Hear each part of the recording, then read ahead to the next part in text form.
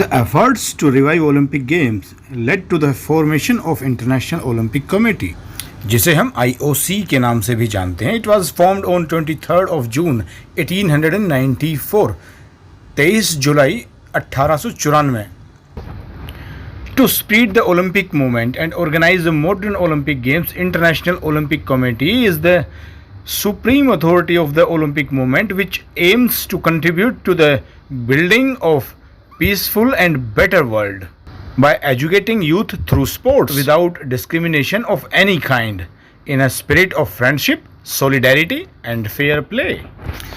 जी हाँ, खेल के माध्यम से एजुकेट करना, कोई भी भेदभाव ख़त्म करना, यही मेन पर्पज़ थे ओलंपिक कमेटी के. और इसीलिए इस खेल को दोबारा से ज़िंदा करने की कोशिश में IOC, अंतर्राष्ट्रीय ओलंपिक कमेटी, वजूद में आई. अब ये जानने की कोशिश करते हैं कि किस तरह वो पूरे विश्व में अपने आप को, अपने प्रचार और प्रसार में कामयाब रही और उसके लिए किस सेक्टर ने सबसे ज़्यादा उसके लिए अनुकूल वातावरण तैयार किया. International Olympic committee works jointly with national Olympic committees NOCs of different nations, the international sport federations, the athletes, the organizing committees for the Olympic Games and many agencies such as United Nations. तो जैसा हमने जाना कि पूरा विश्व, पूरा खेल जगत, बल्कि जो विश्व का उत्थान चाहते हैं, उन संस्थाओं ने ओलंपिक कमेटी की भरपूर मदद की.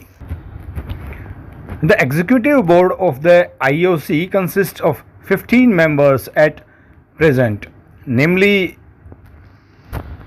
president, vice president and members.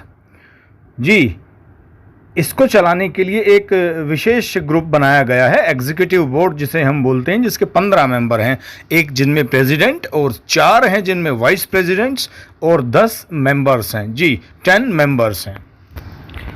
The president represents the IOC and presides over all its activities.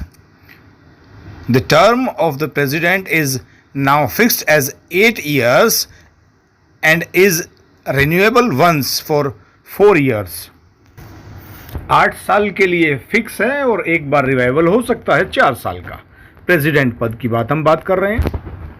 As per the Olympic charter, the role of the IOC to encourage the support the ethics in sports as well as education of youth through sports and to ensure that spirit of fair play prevails in sports.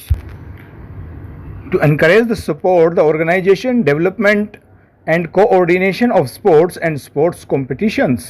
To ensure regular holding of games.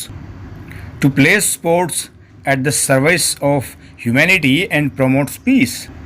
To protect the independence of Olympic movement. To act against any discrimination affecting the Olympic movement.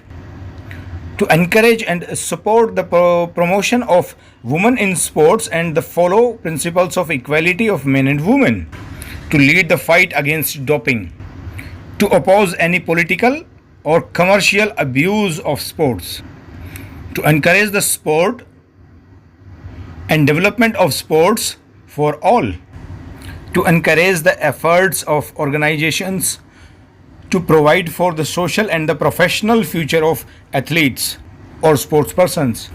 जैसा कि आप लोगों ने अभी सुना कि सारा का सारा फोकस पॉजिटिव वे में डेवलपमेंट का है और वेरियस प्रोस्पेक्ट्स में उन्होंने इस डेवलपमेंट को प्रमोट करने के लिए अपने आप को बाध्य किया. The IOC organizes the modern Olympic Games and the Youth Olympic Games in summers and the winters every 4 years. The first Summer Olympic of the modern era were organized by IOC at Athens, Greece in 1896. जी हाँ, ये वही जगह है जहाँ से ancient Olympics भी शुरू हुए थे. It's activities include the governance of Olympic movement, finances, broadcasters, sponsors, other commercial programs and Olympic Congress. So this is the basic structure or introduction of IOC.